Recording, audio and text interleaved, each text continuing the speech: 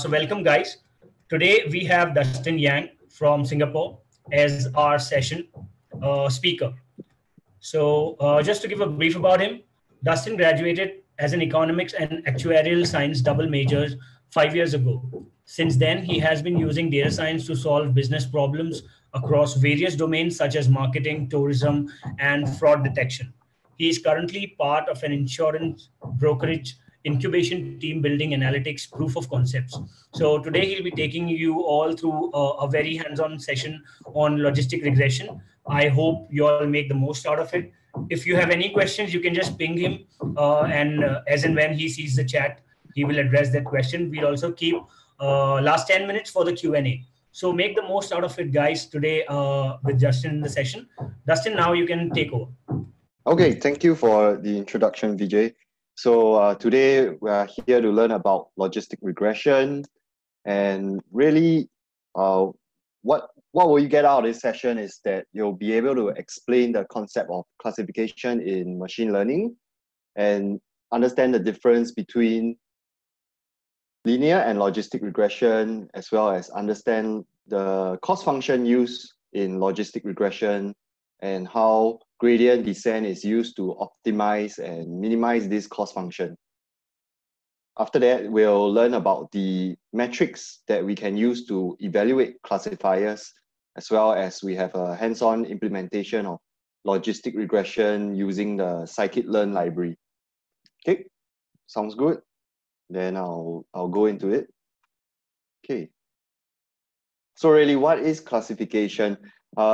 Here, if we look at the pictures, we see that regression is about putting a best fit line across your data points. And typically, these are numeric values. And for classification, it's about finding boundaries that we can then separate data points of different categories. So, okay, hold on. Let me see the chat. Okay, yeah. So, on the left side, we have regression. We have like that orange best fit line that seems to go through and describe how the data points look. But for classification on the right side, we have two separating boundaries, separating the circles from the pentagons from the stars. So that's mainly what regression and classification are about. More concretely, we see that regression is about predicting numeric outcomes, integer or real numbers, whereas for classification, it's about predicting a categorical outcome. And there are different scenarios where classification can be used. So we have binary outcomes, yes or no. That's a binary outcome, just two categories. We also have multi-class outcomes where we are trying to predict one of many outcomes. So if I show you a picture and I ask, is this a picture of a dog, a cat, or a panda? Then if we then select one of those outcomes, that's a multi-class outcome. So one of n outcomes. And then we come to multi-label outcomes. So multi-label outcomes are, suppose I present you a document, it could be about religion, it could be about science, and it could be about technology, right? So there could be multiple labels associated with one document. It could be a document about both religion and technology, religion and science, science and technology, or even all three. So you can think about it as multiple binary outcomes that you're predicting, or multiple multi-class outcomes that you're predicting in multi-label outcomes. So there's also ordinal outcomes, which means there is some ordering to the categories. So where we see this most commonly used is perhaps you're trying to predict somebody's income level, and well, that may be a regression problem, predicting a numeric number of how much a person earns in a year. But sometimes in surveys, we typically collect data by getting the survey participant to indicate what their income bracket is. And these income brackets need not be evenly spaced. It need not start from 0 to 10,000, 10,000 to 20,000, 20,000 to 30,000. It could be 0 to 5,000, 5,000 to 20,000, and finally 10,000 onwards. So, but there is an ordering to these categories, and that's where what we call an ordinal outcome. Okay, is everybody clear on the different scenarios for classification? If nobody is unclear on the chat, then I'm going to assume that I can proceed. So for the purpose of this seminar, I'll only be focusing on binary outcomes. Okay. So the first thing we need to ask ourselves is, given such a problem, predict how many stars out of 5 a customer will rate a product. We have to check our understanding. Is it a regression or classification problem? So sorry, multi-class and multi-label.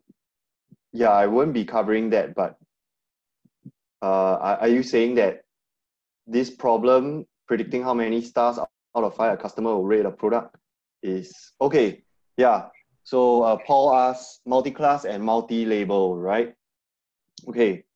So I'll answer that first. Guys, just sorry to interrupt. Guys, when you're typing a question, try to be specific, okay? Try to elaborate. Yeah, okay. So And like what are you asking, multi-class right? outcomes are, you're predicting one of many possible outcomes. That means the data point can only take one of n possible outcomes. Okay? But for multi-label, it could have multiple labels.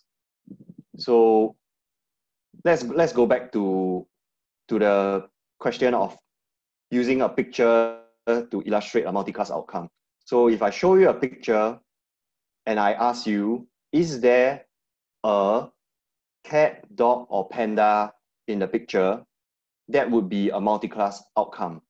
But if I show you a same picture and ask you, what are the objects present in this picture? So it could be that there might be a cat, dog, or panda, but there could also be a tree, which you might want to label. There could also be rocks and things like that. So the final outcome that we are trying to predict in a multi-label outcome is multiple categories, and the data point can take on any combination of these different categories that we are predicting. So is that clear, Paul?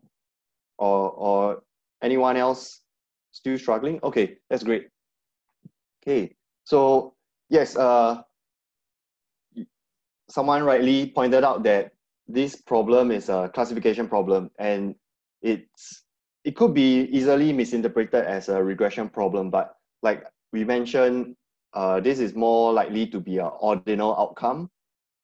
Okay, so rating from 1 star to 2 star is not a linear progression per se. It could be that there is some criteria for rating something as a 1 star versus a 2 star that is not linearly correlated. Okay. So then we'll jump straight into why some people might have misinterpreted that as linear regression, or why some people try to use linear regression for binary classification. So here we have a typical classification data set, and we see that the Y label is what we are trying to predict most of the time.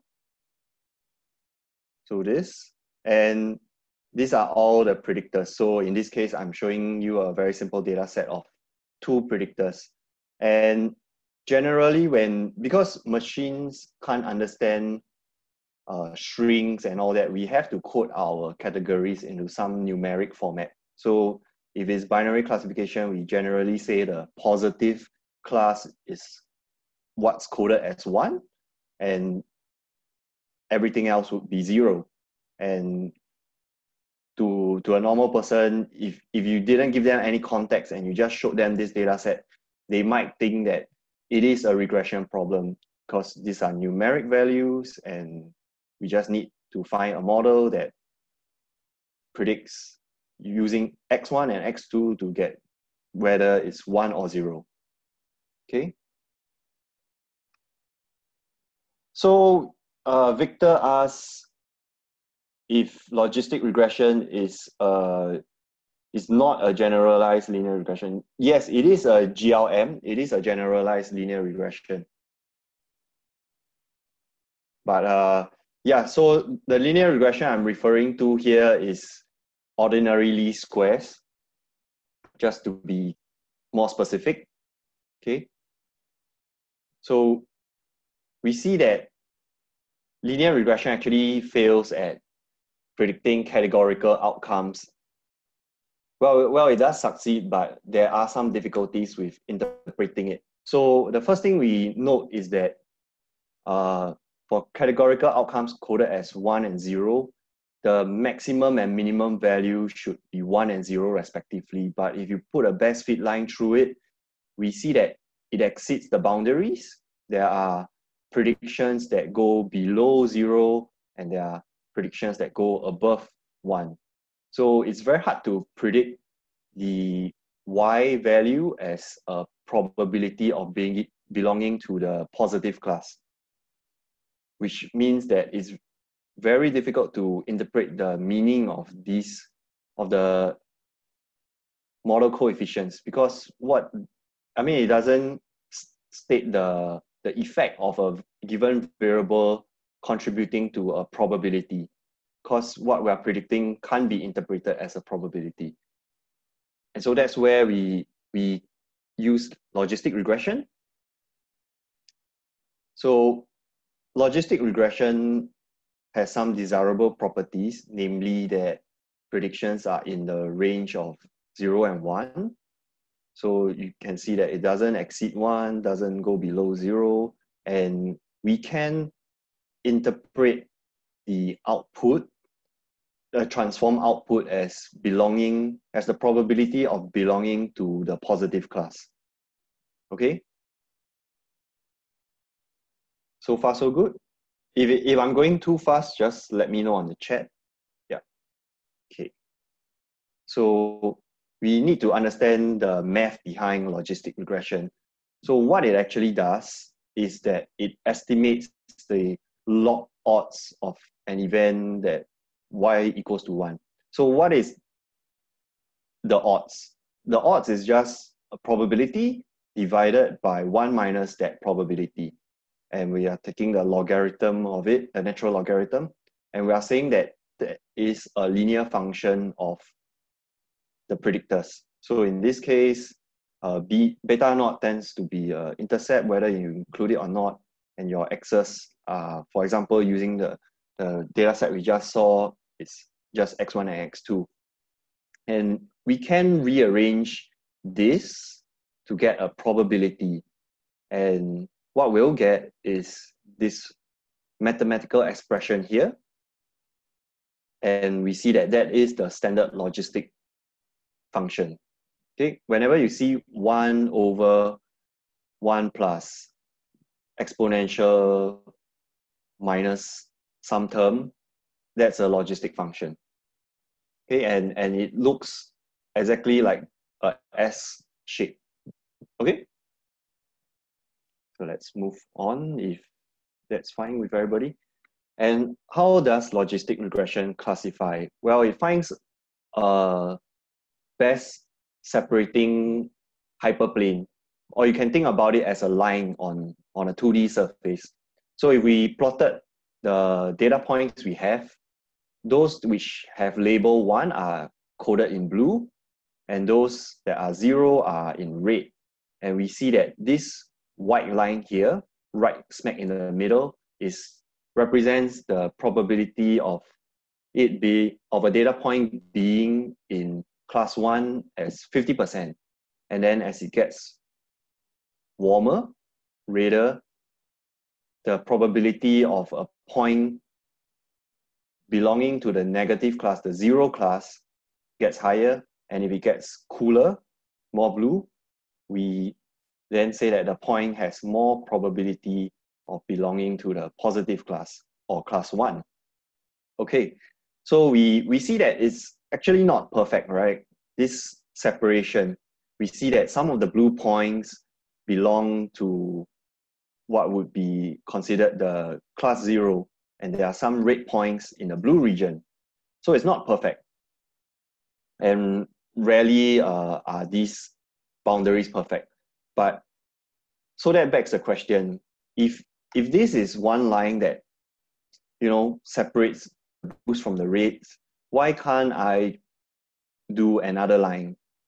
It could be that maybe I might use another line like that, something like that, or whatever, right? So how do we find the best line that separates the classes? So here's where we have to go into the cost function. Okay. So the cost function for logistic regression in the binary outcome setting is what we call the binary cross entropy loss. And we actually only need to pay attention to what's in the square bracket. That's what's important. So we see that it's the data points true label times the log of the probability predicted, and that's what we have here. And then we plus it by 1 minus the data points true class and this other term. Okay, so it may seem like it's not very clear what this loss function is trying to do. So let's go on to the next slide and we can try to understand more. So we see that what's in the square bracket really only depends on the true label of the data point. When the true label is 1, it reduces to just this term, right? This term here. Because 1 minus 0 will be 0, and this goes to 0. And then this is a 1. So we can just ignore it because anything times 1 is just itself. So that's that. But when it's 0,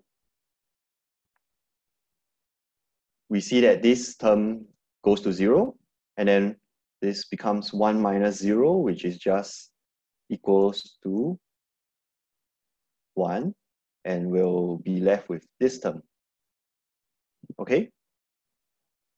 So the other thing to note about the binary cross entropy loss is that the terms that will remain after we know the true class label, which is this and this, will range from ln 0 to ln 1, and the logarithmic function is monotonically increasing, which means it's never decreasing. Okay, so why does this matter? Let's take a look with some examples. Okay, so here we have some data where we know the true labels for, and then we know the predicted labels, and we'll know the probability that is equal to 1, which is basically what's in here. And then we also calculate the logarithm of that probability, which is this entire term. Or it could be this, and okay, so there's my bad, there's some mistake on this slide. Let me just do a quick change. Should be 1 minus this. Yeah, okay. So that's better. So if we get the prediction correct, then if it is truly 1 and we predict some value of it being 1, of the data point belonging to it 1, which has to be above 0.5, then we get what's in the square bracket as ln 0.7, which gives us a loss of 0.36. Likewise, if we correctly predict it, but with greater confidence, because 0.9 is greater than 0.7, we get a smaller loss, which is 0.11. And we see that it is the same if it's the negative class, right? So all these are zeros and these are zeros. And we are just taking 1 minus the corresponding probability that we had if we did it with a positive class.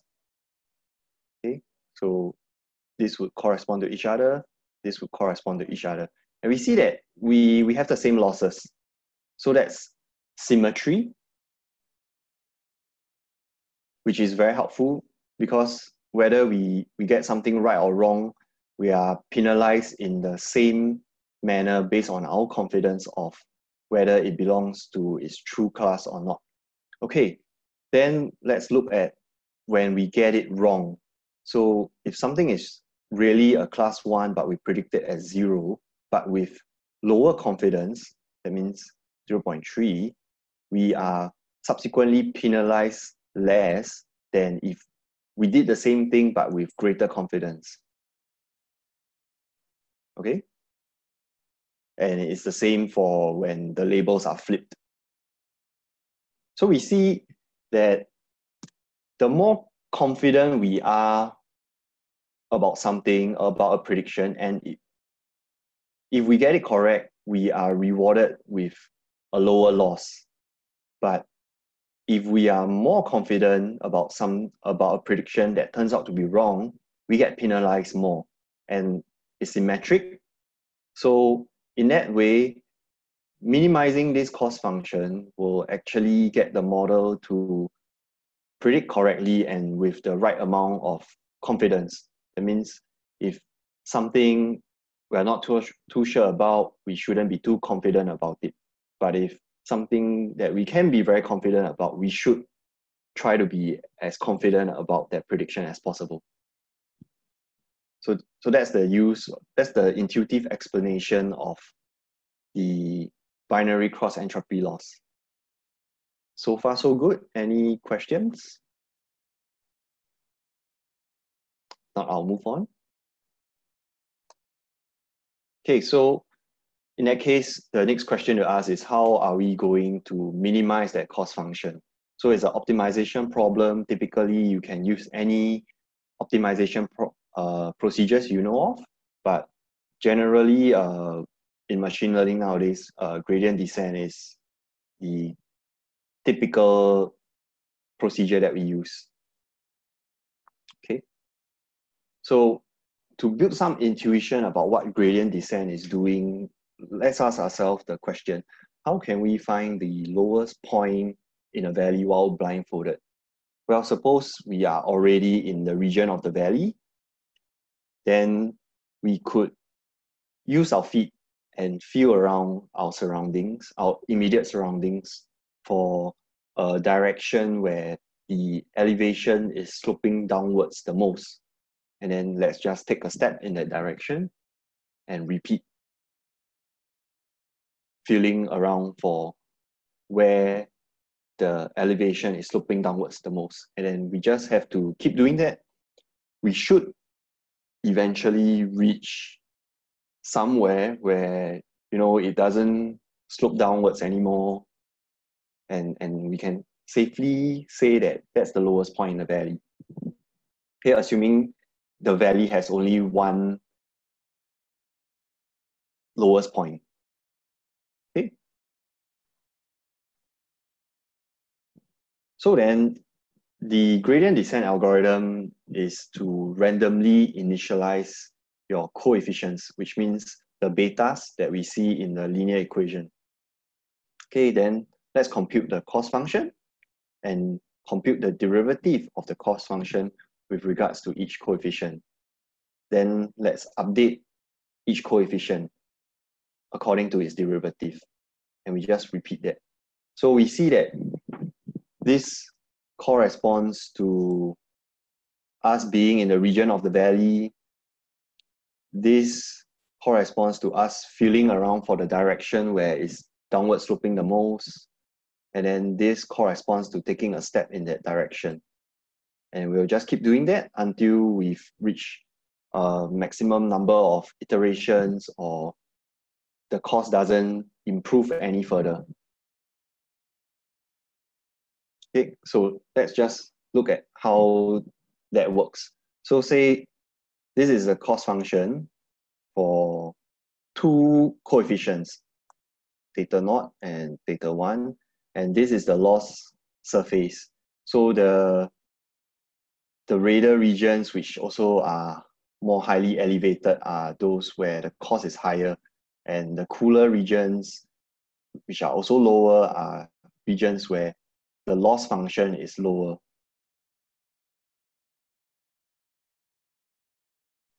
Okay, so Shripa has asked, will doing that take a long time to optimize?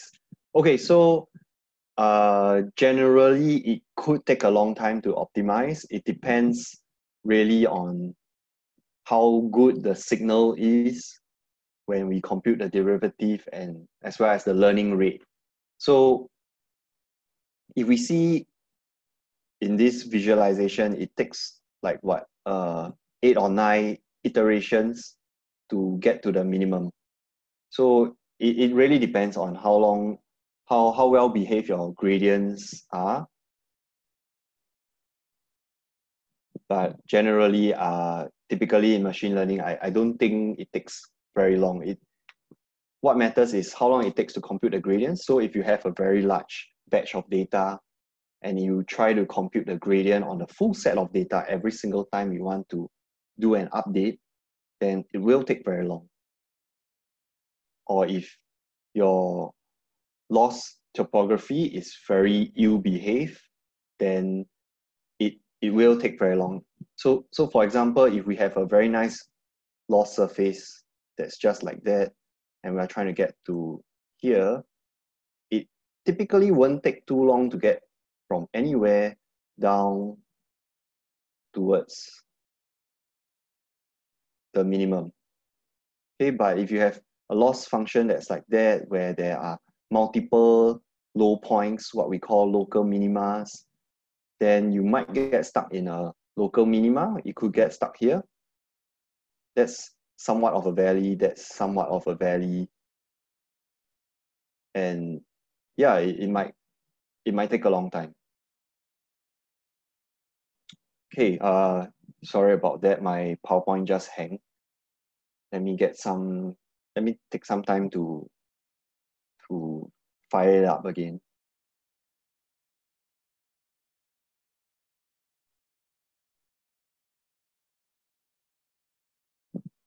Okay.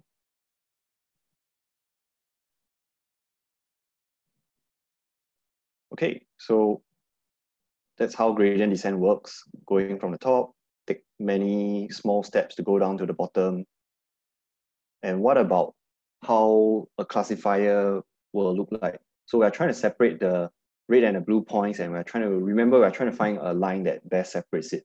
So as we go through more epochs, which is iterations of gradient descent, then we slowly find that the line adjusts to find the best separating line. Okay? Okay, so once we've trained our model, it could be any classifier, this is a very general thing, then we need to be able to evaluate it, how well it does. And sometimes it's also useful to compare different models against each other to see what works best. And we need metrics to do that. But before that, let's go into some terminology.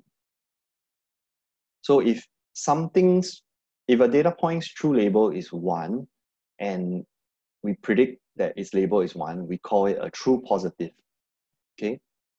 But if its true label is 1 and we predict it as 0, we say it's a false negative. Okay? And if a true label is 0 and we predict it as 1, that's a false positive.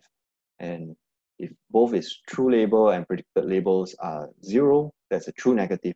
So let's just see how that looks like on a graph, on a visualization. So everything in the darker gray area on the left has a true label of 1. Okay?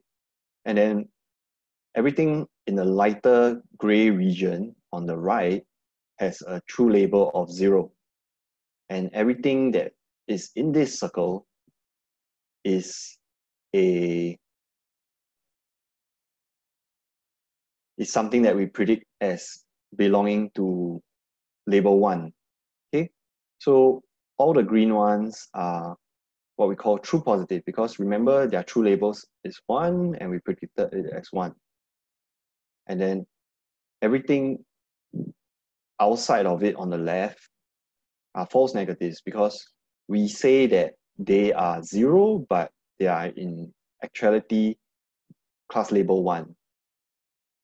And then everything in the circle on the right are false positives, because we predict them as belonging to class 1, but their true label is 0. And then everything outside that on the right side are true negatives, because they are class 0 and we correctly predicted that they are class 0. Okay, so just remember these 4 terms: true positive, false negative, false positive, and true negative. Okay, so one of the tools that we use to understand what how a classifier is performing is a confusion matrix. Okay, so we are basically plotting the number of data points that are predicted in a certain class and their true label. So in a binary setting, it's a 2x2 matrix, and everything in the diagonal are what the model got correct. Okay, so these 48 data points are truly belonging to class 0, and we correctly predicted them as belonging to class 0. And then these ones in the lower right quadrant are truly class 1s, and we correctly predicted that they are class 1s. So everything in this diagonal is what the model got correct, whereas everything off diagonal is what the model got wrong. Okay, so the first metric that we will look at is what we call accuracy. So basically it's your true positive and true negative divided by all the data points. Okay, so let's flip back for a moment. Okay, Paul asked regarding gradient descent.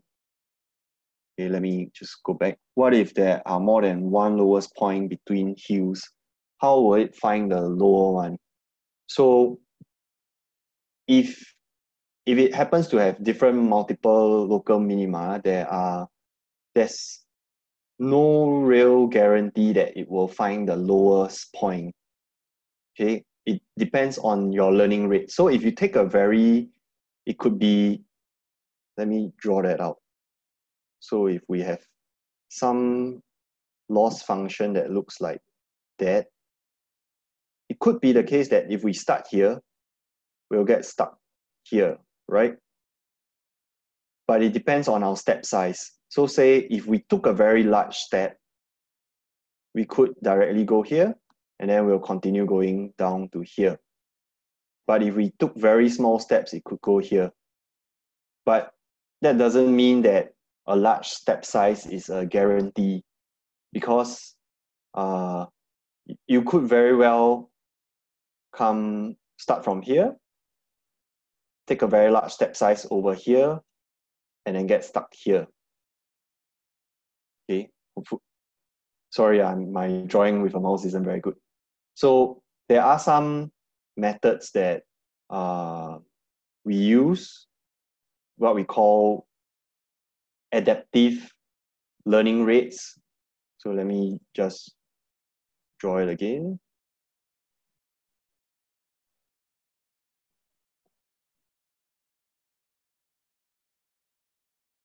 So what we mean by adaptive learning rates is that we go through a cycle where the learning rate gradually decreases, something like that, and then it goes up again. So what it tries to do is that, so let's say we are in this phase of the learning rate where it's going from high to low in the first cycle. We could end up here if we started on the left.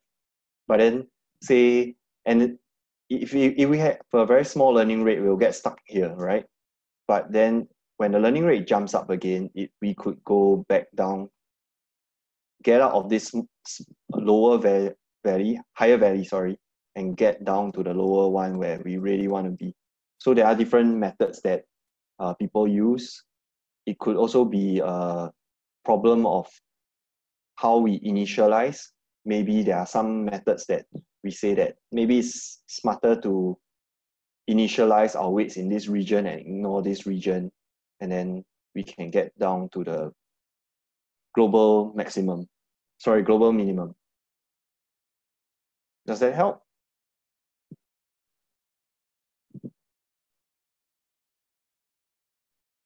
Okay, great. So let's go back to accuracy. So accuracy, remember, is all the true, the correctly predicted ones over everything. So in this case, accuracy is 48 plus 46 divided by 100, which is about 94% accuracy. It's pretty good, right? Okay. So it is a default metric that most people use to evaluate classifiers, but it cannot be a good metric for special conditions. So let's look at some of these conditions. So say if I give you a data set where 99% of the data points belong to either class 0 or class 1, what accuracy is achieved by the model if it just classifies everything as that majority class?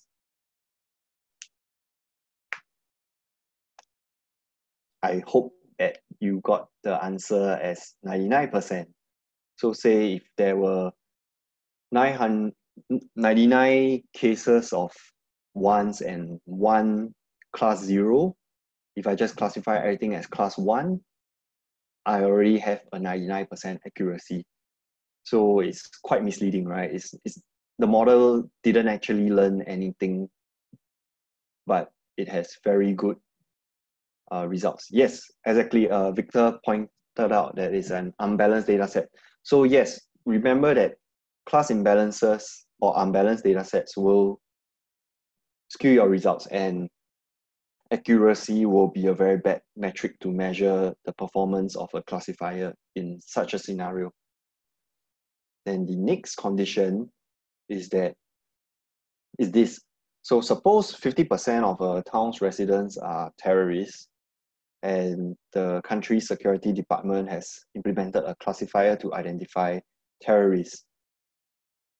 Then alleged terrorists will be killed on the spot. So we say terrorist corresponds to the positive class. Is it more important to have fewer false negatives or false positives? Okay, yeah. So Shipra, sorry if I got your name pronounced wrongly. Say we can look at some balancing techniques or use AUC scores. Yeah, that's right. So I'll be covering that shortly. But say you are the politician in this country and you have a problem like that. So ask yourself if you think it's more important to have fewer false negatives or fewer false positives. So we get different answers, right? So let's just take a look at some results. So suppose you prioritize national security, which means you want to catch every terrorist there are. And this confusion matrix on the left is what you would want to see, right? See that every terrorist has been correctly predicted as a terrorist. But it could be the case that when you do that, there are a lot of innocent people who will be killed. Okay? But that's if you prioritize national security. You are not willing to have any terrorists go uncaptured or killed. But say you prioritize innocent lives, then you care about the people who are not terrorists not getting predicted as terrorists. So we want to see a 0 in this top right corner. But because you do that, it might be the case that many terrorists actually don't get classified as a terrorist and they go undiscovered. So it depends on whether you care about false negatives or false positives. And yeah, so it's a matter of perspective, what you prioritize. And we see that we have metrics that will measure that for you. So if we look at this, we'll focus on precision and recall first. So precision is the number of true positives divided by the number of true positives and false positives. Okay, and recall will be true positives divided by the number of true positives plus false negatives. So let's just say that the terrorists are blues and the innocents are oranges, right? So remember that if you care about recall, which kind of means that you want very few false negatives, then you want most of the blues to be captured. And it could be that you will capture some let me rephrase that. If you care about recall, then this is what you'll get, right? This is what you would prefer to see, because there are very few false negatives here. These are false negatives, but you have perfect recall. So 50 out of 50, which is the sum of these two cells. Okay. But say if you care about precision, which we'll flip back to this definition, which is the number of true positives divided by true positives and false positives. So these are your false positives, and these are your true positives. And we once again see that we have perfect precision, which is 10 over the sum of these two cells, which is 10, right? So if we want to visualize that, let's say that the blue class is the positive class, the orange data points are the negative class, 0. Then recall is, and everything in the circle are what we predicted as positive. Then we know that what's here divided by what's here will be our recall. And for precision, it will be what's truly blue divided by everything in a circle. Okay, so if you have like a particular objective in mind for your classifier, then you would care about either precision or recall. But let's say you just have an unbalanced data set, you have no preference for whether you want to have higher recall or precision, then you would use the F1 score, which is just a harmonic mean between precision and recall. So if you look at the equation, we see that the numerator is a multiplication, is a product. So the true way to maximize a product of two numbers is that ideally they are very close to each other. So suppose we have y and x. So these are just numbers, and we have, say, a value of 1 to split between them. The way to maximize x and x times y is to have it as close to each other as possible, which is just 0.5 and 0.5. So if you have it any other way, say 0.7 and 0.3, then we'll get 0.21, which is less than 0.25. So by this formulation of the F1 score, we are trying to get precision and recall as close to each other as possible, which will then maximize its score. Okay, so I would say that when you have unbalanced data sets, use the F1 score rather than accuracy, you'll get a better measure of true performance. All right. So take some time, look at this confusion matrix again and ask yourself what is the precision, recall, and F1 score, as well as what's the accuracy score. So remember that this is a balanced data set, and if you actually compute the F1 score, you'll realize that it's pretty high. So in the case of a balanced data set, an accuracy score or F1 score is going to tell you the same story. Okay? So we've come to the end of the lecture portion. Before I go on to the analysis notebook, any questions from anyone? I've also included the appendix for deriving the probability from the log odds, as well as the derivation of the gradients for the cost function at the back. So I think Vijay has probably sent out the materials. Take a look at the derivation if you want. Yeah. But if there are no questions, then I'll move on to the analysis notebook. Okay, so how do you usually transform an imbalanced data set into a balanced data set? So there are several methods that you can use. So one of the methods is, okay, let me just put on a new slide. So one of the ways is we can oversample from the minority class, which means that let's at random take more data points, replicate data points from the minority set. Okay, that's one, oversampling. The other thing we can do is to undersample from the majority data set.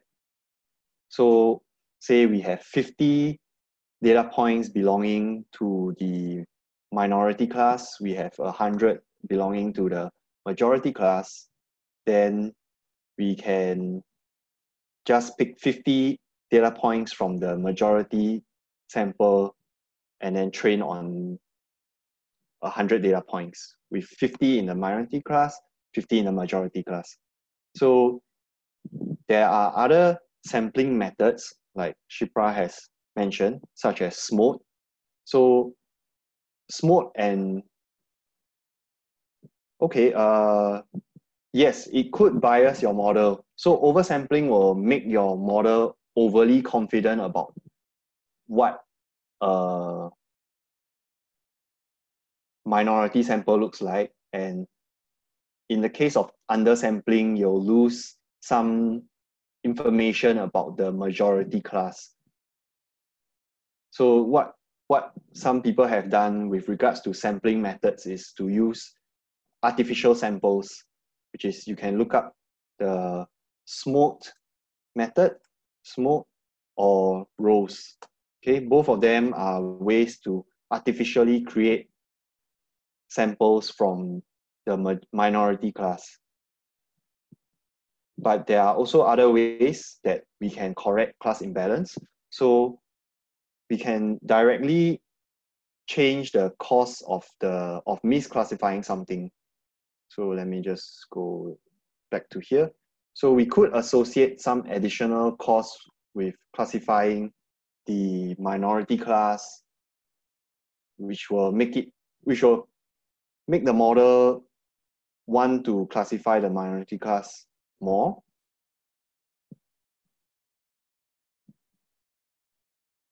Okay, so let me try to take the questions one by one. So yes, it could bias. Okay.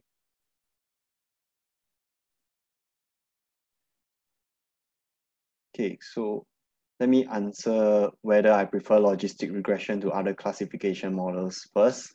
In general, I use logistic regression as a first cut, because remember that this is kind of like a linear model. It won't be able to detect a lot of data patterns.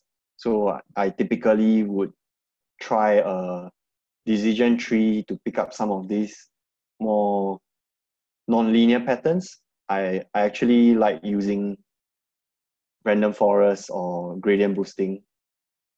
And okay, what's the next question? There are some situations or problems in which we have to deal with unbalanced data set. Is it okay to use balancing always? Yes, you would want to use some balancing methods, because remember, if your data set is heavily imbalanced, your model will actually tend to not learn any underlying patterns that will help you discriminate between the minority and majority class. Okay, so just to recap, there are three, well, I guess you can say three main balancing techniques: oversampling, undersampling. There's also, as a subset of over or undersampling, artificial synthetic generation of the minority class. There's also how we can weight the samples differently by plugging in a cost function and all that.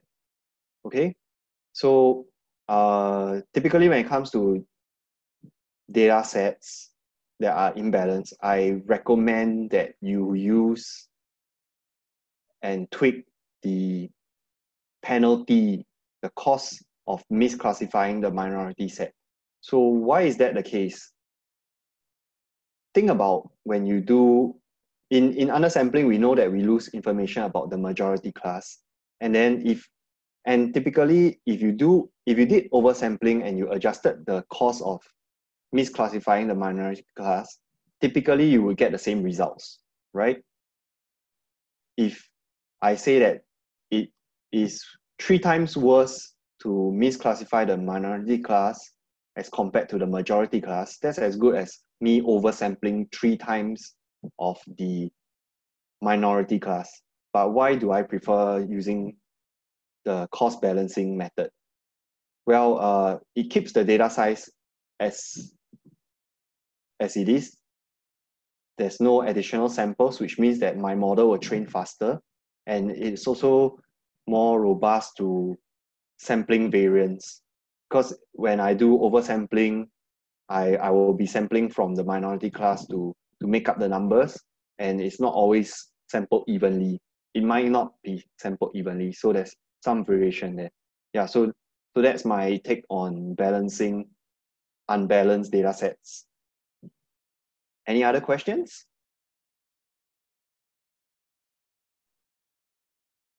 Not, I'll move on to the analysis notebook. Okay.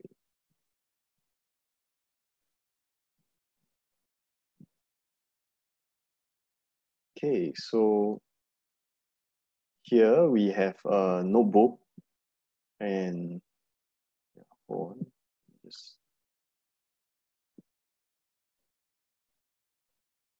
let me just try to get back the chat window.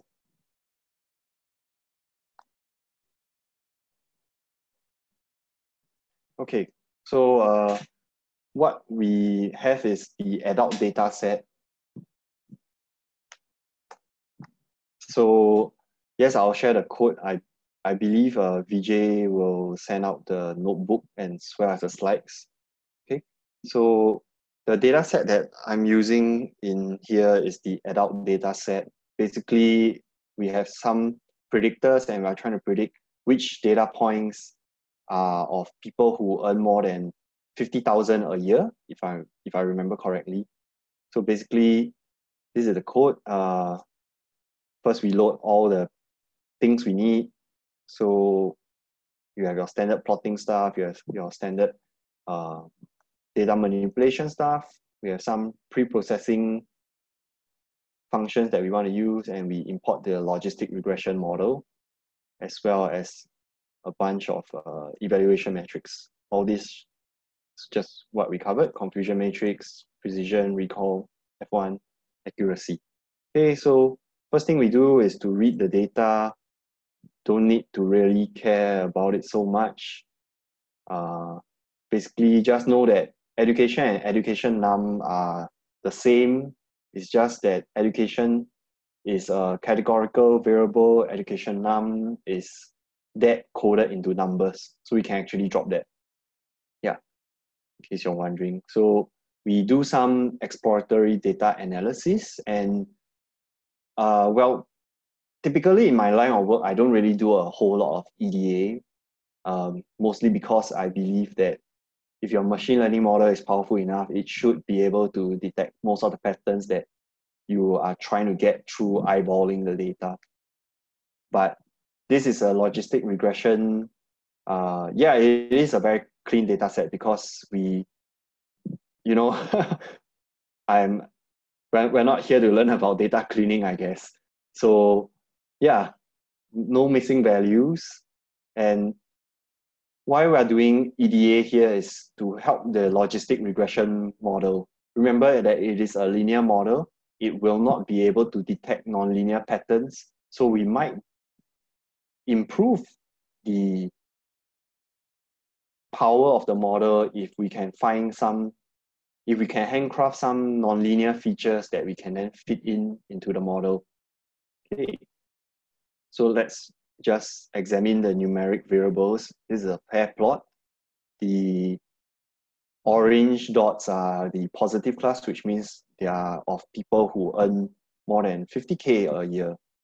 And well, it's a little hard to see here, but if we look at the capital loss as well as the capital gain variables, so it's capital gain and capital loss. Yeah, let's look at this particular. Can you guys see my mouse? Where my mouse is pointing? Okay, great. Yeah, so we actually can see here that there are some U-shaped relationship between capital loss, which is on the y-axis, and capital gain, which is on the x-axis. So we see that there is some U-shape, right? Remember that all these are your positive points. That's a positive point, but everything in the middle is a negative point. So there's some U-shaped relation with regards to the classification along capital gain. But remember that linear regression can't do that. It will try to fit a line that will try to separate out the orange from the blues, but maybe by having some U-shaped variable that captures this, it will help. Likewise for capital loss, if there's a U-shaped kind of relation, V or U-shaped relationship. So that's something we might want to add in as a handcrafted feature. Okay. And then there's also, so I have the notebook and it will document down whatever I'm saying. Yeah, so if we look at hours per week and age, so hours per week and age, so that's here. It's a spherical blob, right? So same thing, logistic regression can only fit like some kind of straight line through this, but if we can add in some kind of variables that will let it know when it's on the outer edge of this orange block, then it might have a better chance at classifying what's a orange or blue data point. Okay, so those are, just keep that in mind. So really what you are trying to do in EDA when you use logistic regression is to look for nonlinear patterns that might be helpful to add in as features to your model, to the list of predictors. So the next thing to do is to look at how categorical variables and how they interact with numeric variables. All right. So let's just see when race equals to other, that's yeah, where is it?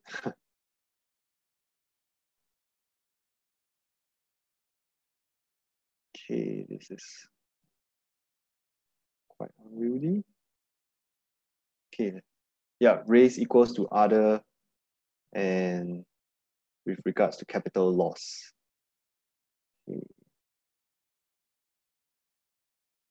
Okay, so that's here. We typically see that for any other race, the capital loss I mean, it far exceeds that of the class. Like basically those people who earn more than 50K a year, their capital loss tends to be far bigger than that of the people who earn less than 50K a year. But for other, it seems to be very close. So maybe that might be some kind of pattern that might be worth adding in. And of course, there are other different things. So basically what we are trying to do is to look for categorical and numeric kind of relationships which seem to be out of the norm. Okay, so maybe other relative paired with age in the relationship variable. That's also a bit weird. So these are things that we want to add in, but yeah, you can just read through. I wouldn't actually run through too much about that. And yeah, okay. So this is just me looking more closely at how the native country interacts with the other numeric variables.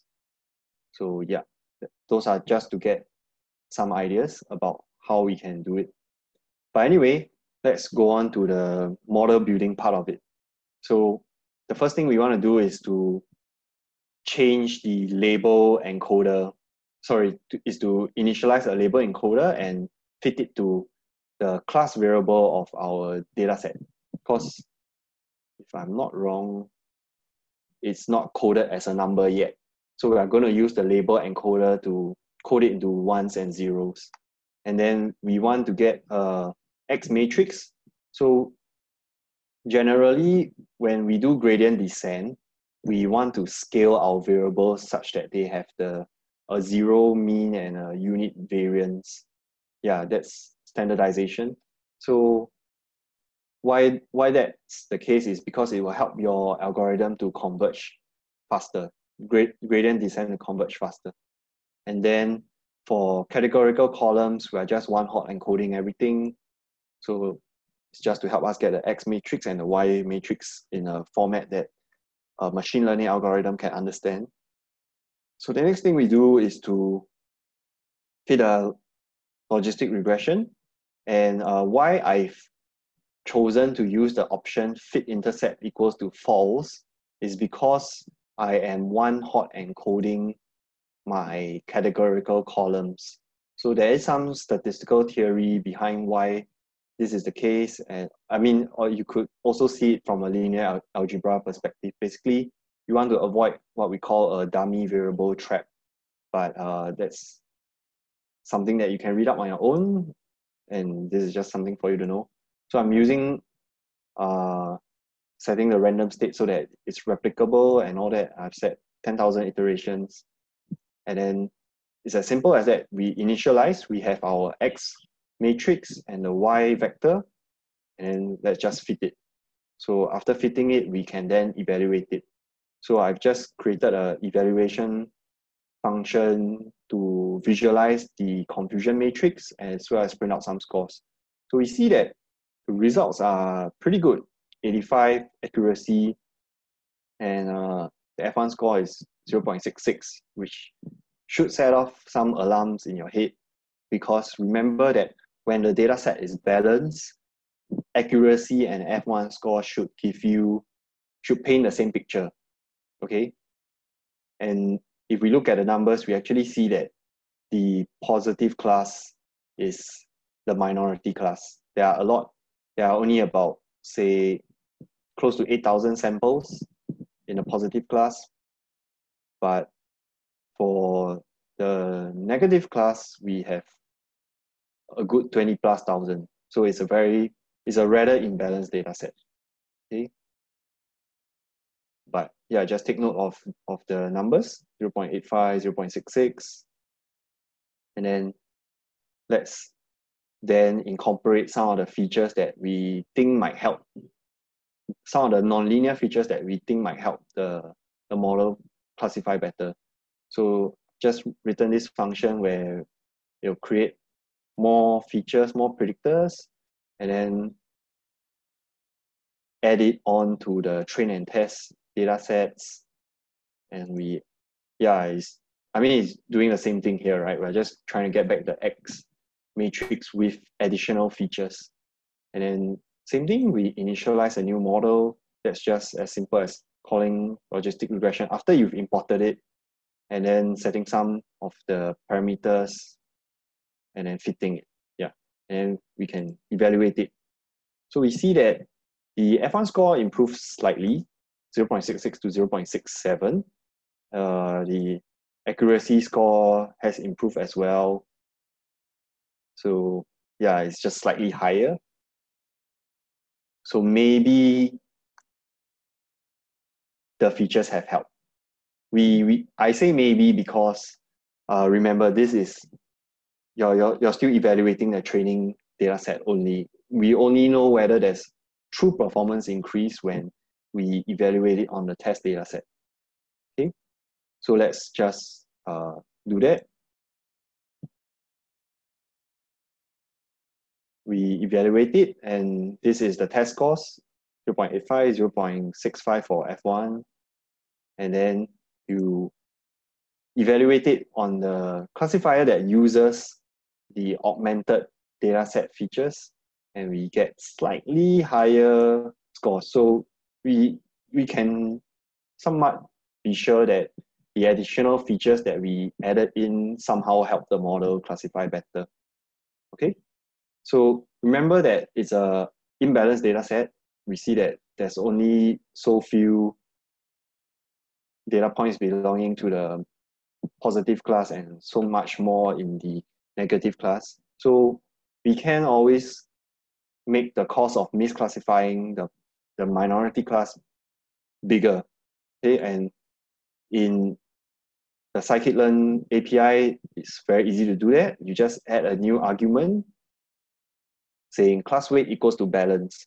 So this will make the cost of misclassifying the positive of the minority class proportionately more as compared to the majority class. Okay, so let's do that and let's evaluate.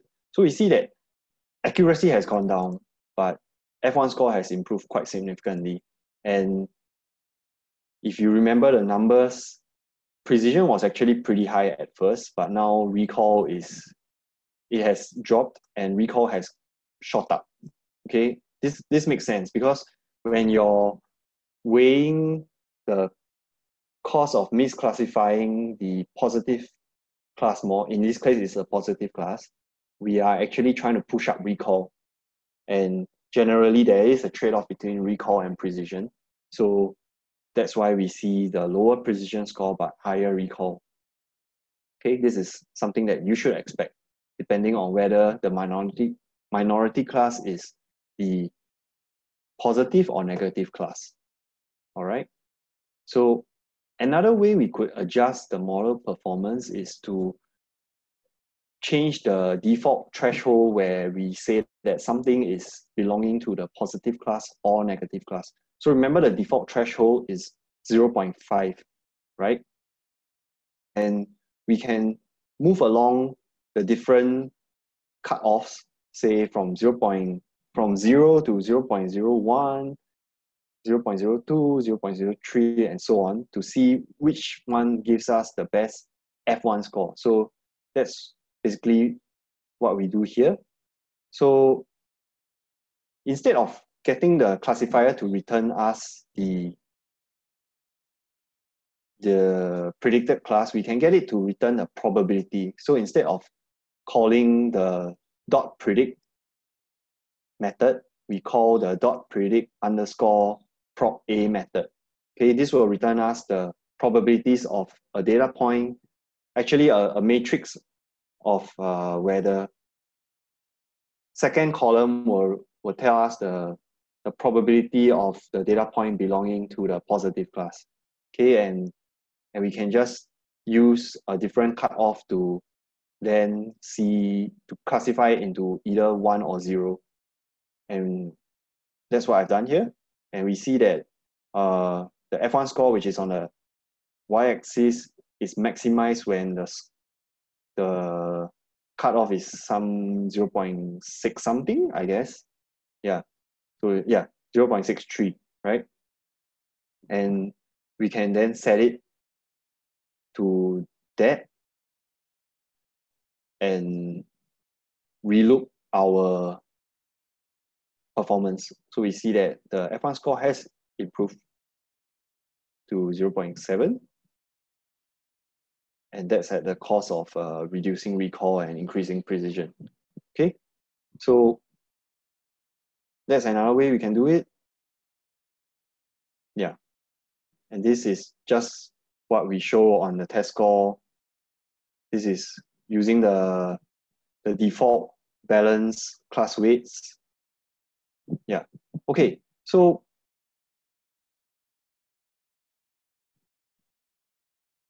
there is a problem when we start switching around the default cutoff threshold, because we can't really interpret what the number is anymore as a probability, right? If we say that 0.63 is a cutoff, we can't really then say that, oh, there's a 6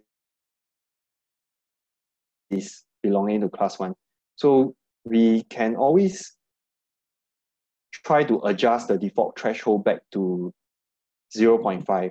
And this is done by manipulating the log odds. So remember that this is what we are doing in what we are trying to predict in logistic regression. So remember that when the default threshold is 0.5, the log odds is 0. So we just need to change the log odds, scale it back to 0. And how we can do that is to subtract the log of the optimal threshold divided by 1 minus optimal threshold, right? Okay. But this requires a bit more work. You have to code out the logistic function, which actually isn't that difficult. But you can no longer use the default predict method for your classifier. What you need to do is instead to get the coefficient of the logistic regression model and then do a dot product and then minus off this term here. Okay, so that's how you get your new predictions, and then we go back to the default threshold of 0.5. Okay, so we'll see that we get back the exact same results as before when using the optimal threshold method. So just remember 0.847, 0.705, that corresponds to what's here. And then if we look at the test data set and we do the same thing, 0.842 and 0.690, we should get the same thing here. So in this case, by tweaking the log odds equation, subtracting the term, this to be specific, this term, we transform, we get a better interpretation of the output that comes out. We can still interpret it as a probability. Okay, yeah, so that's the end of my session, I guess. Yeah, any questions? Thanks, Dustin. Thanks for this wonderful session. So guys, we have 10 to 15 minutes remaining. If you have any doubts related to the topic, related to logistic regression, you can just ask Dustin. He'll be happy to address your queries. So we still have time, and we can, if you want, we can make good use of it.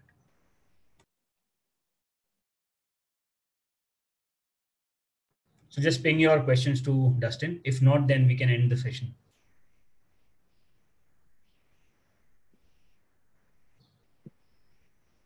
Yeah, Victor has one question. Oh, but may be a personal one. Guys, it would be great if you ask questions related to the topic. Okay, Dustin, here are the questions. Just take over. Okay, let me answer what would be the acceptable range of F1 score for a model. Well, F1, like accuracy will only go from 0 to 1. So higher the better. Well, it really depends on the application. It's just like for some applications it's okay to have a 0.8 accuracy. For some you need 0.9 something accuracy. It really depends on how good it needs to be for your business application, right? Yeah, so